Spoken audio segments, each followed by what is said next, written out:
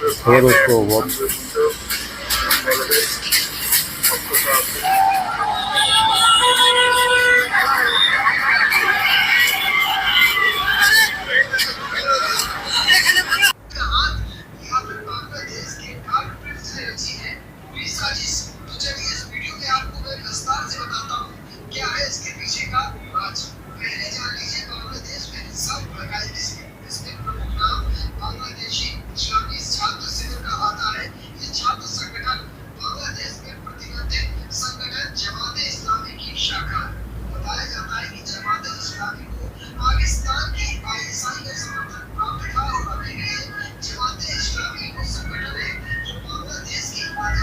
देखना दोस्तों और लाख कितना इसके साजिश है पूरा आपको मालूम पड़ जाएगा।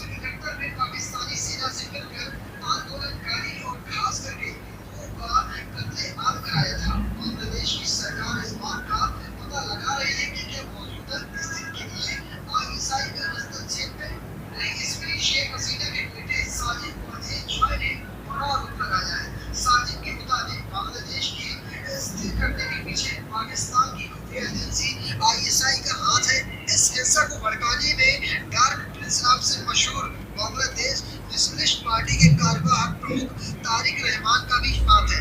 रिपोर्ट्स में कहा गया है कि तारिक रहमान ने आईएसआई के साथ मिलकर लंदन में शेख हसीना के खिलाफ साजिश रची थी। उनके पास सऊदी अरब में तारिक रहमान और आईएसआई अधिकारियों के बीच हुई बैठक के सबूत है।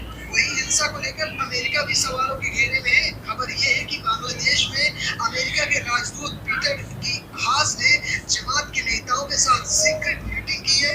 अमेरिका की इन सब गतिविधियों को हिंसा से जोड़कर देखा जा रहा है, क्योंकि अमेरिका को भी शेख हसीना की सरकार बिल्कुल पसंद नहीं थी और वो भी पाकिस्तान के अलावा बांग्लादेश में भी अपना पैठ बनाना चाहता है। शेख हसीना सरकार का भारत सरकार के साथ बहुत अच्छा संबंध था, जिस वजह से काफी देशों को ये दोस्ती खटक रही थी। तो फिलहाल आप इस देखते इस पूरी खबर। हाँ तो दोस्तों वीडियो लास्ट तक देखना, पेज को फॉलो करना, चैनल को सब्सक्राइब करना। फिर लास्ट में रिएक्शन देते इसका।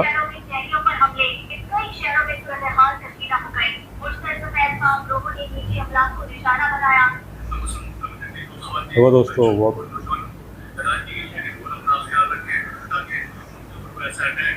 एक तो बर्तानिया में कुछ दिन से बहुत शदीद हंगामा मुसलमानों के खिलाफ पाकिस्तानियों के खिलाफ, लेकिन अब बर्तानिया में जितने भी गोरे उन्होंने ये मुतालबा शुरू कर दिया कि इनको इनके घर भेजा जाए। ये हमारे घरों में विस्फोट है।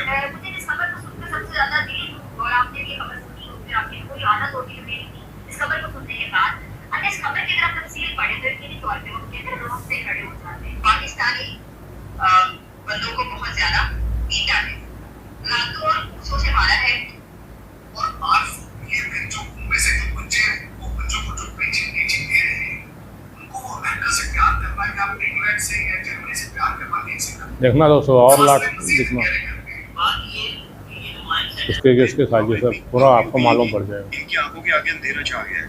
बांग्लादेश को लेकर कई सारी रिपोर्ट्स आ रही हैं और इनमें से काफी सारी रिपोर्ट शायद आपने मेन स्ट्रीम मीडिया हाउसेस के ऊपर भी नहीं सुनी होंगी। इसके साथ ही हम बात करेंगे यूनाइटेड नेशंस के बारे में, जिसने इस पूरी डेवलपमेंट के ऊपर किस तरह से रिएक्ट किया है, क्योंकि न्यूट्रल रहना तो दूर की बात है, इवन यूनाइटेड नेशंस भी काफी सारी चीजें इग्नोर करते हुए अब इसमें साइड्स को चूज कर रहा है।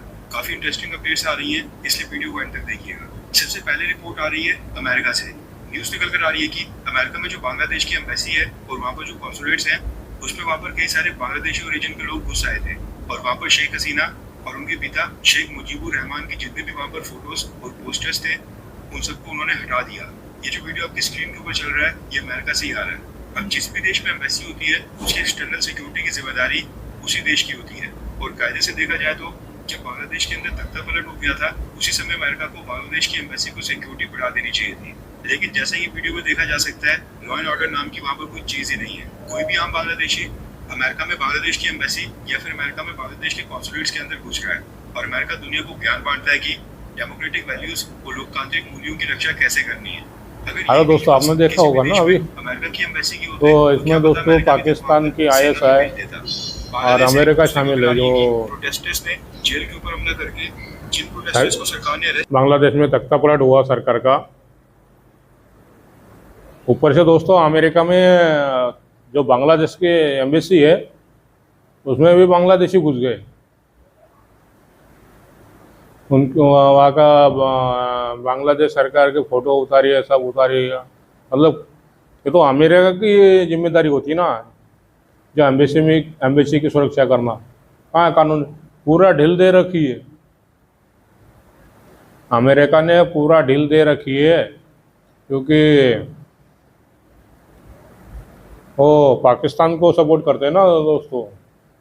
पाकिस्तान में और बांग्लादेश में एक 1971 वाला माहौल चाहता है, मतलब दोनों तरफ उसकी पकड़ हो, बांग्लादेश में भी और पाकिस्तान में भी। अमेरिका ये चाहता है कि दोनों तरफ से हिंदुस्तान को घेरा जाए। 1971 में यही हुआ था ना, आया था ना घेरने के लिए।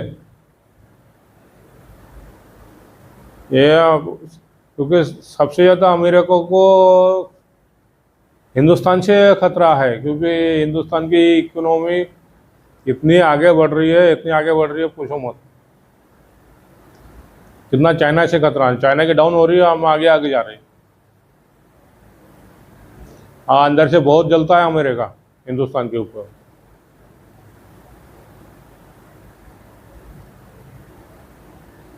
अमेरिका ने कुछ डॉलर फेंके, मालूम है ना, अभी ट्रेड एक इनका ये दिया, उनको मदद पहुंचाई है,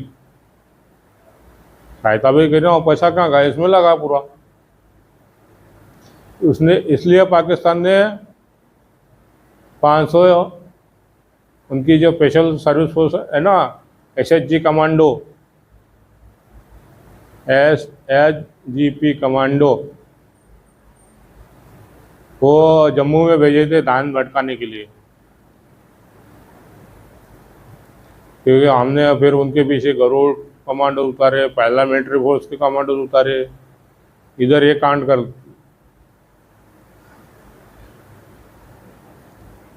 ध्यान भटकाने के लिए।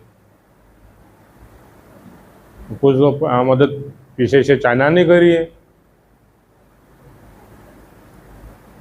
कि पाकिस्तान ने खुद के दम पे तो कुछ करते नहीं है, दूसरे थोड़ा एक या तो चले उंगली करने।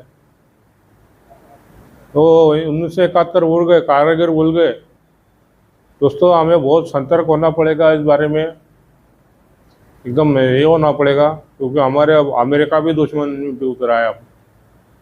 और जो डोनाल्ड ट्रंप के ऊपर आपने देखा होगा खबर कि गोली चली थी, भाषण दे रहा था रैली में, तो गोली चलाया था, और पाकिस्तानी था, उसके साजिश भी पाकिस्तान ने रची गई थी, वो पकड़ा गया।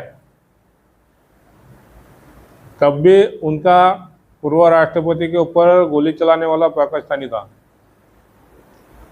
तो पकड़ा गया, वो भी पाकिस्तानी था। तब भी पाकिस्तान की मदद करना नहीं छोड़ते लोग, क्योंकि ये उनके काम निकाल लेते हैं।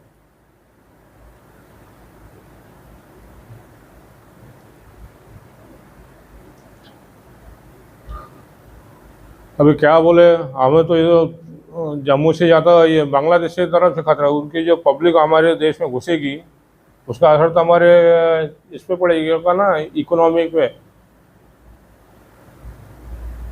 ऐसे ही हमारी आबादी बढ़ती जा रही है, तो जो हिंदुओं के ऊपर अत्याचार हो रहे हो कहाँ जाएंगे? उनके घरे फूके जा रहे हैं, हमारे मंदिर तोड़े जा रहे हैं बांग्लादेश में, उनके साथ मारपीट करी जा रही है, घर से बेदखल। मतलब सरकार ने कुछ करना चाहिए उनके लिए। ऐसा भी वीज़ा तो अलॉट किया है ना सरकार ने, बिल भी पास किया है नागरिकता देने के लिए, ऐसा कुछ होता है। और बांग्लादेश के हिंदू, पाकिस्तान के हिंदू, अफगानिस्तान के हिंदू हमारे देश की सिटीजनशिप ले सकते हैं, एक्ट पास हो चुका है। इसके खिलाफ प्राधिकरण भी हुए थे, हिंदू ही क्यों मुसलमानों के लिए क्या देश कम है क्या?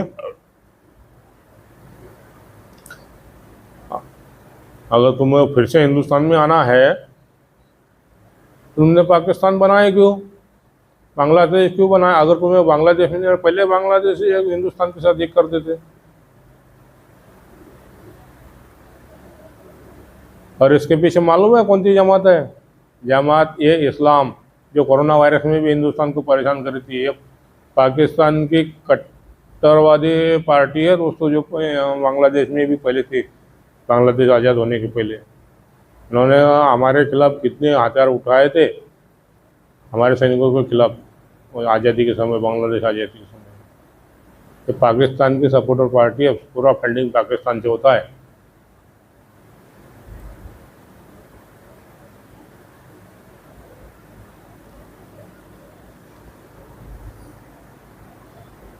पूरा का पूरा फंडिंग पाकिस्तान से आता है इसको। ये पाकिस्तान की पहली पार्टी, उसी इसके लिए बांग्लादेश बनाया गया था। दोनों एक हुए थे, बाद में टूट गया था एक। वो तो वही रहने वाले हैं, तो विपक्ष में वही है जो पाकिस्तान सपोर्टर है, अमेरिका सपोर्टर है। वो नहीं चाहते भारत के सपोर्टर, क्योंकि शेख हसीना की सरकार हिंदुस्तान के सिवा किसी को सुनती नहीं थी, ना चाइना की, ना अमेरिका के, ना पाकिस्तान की।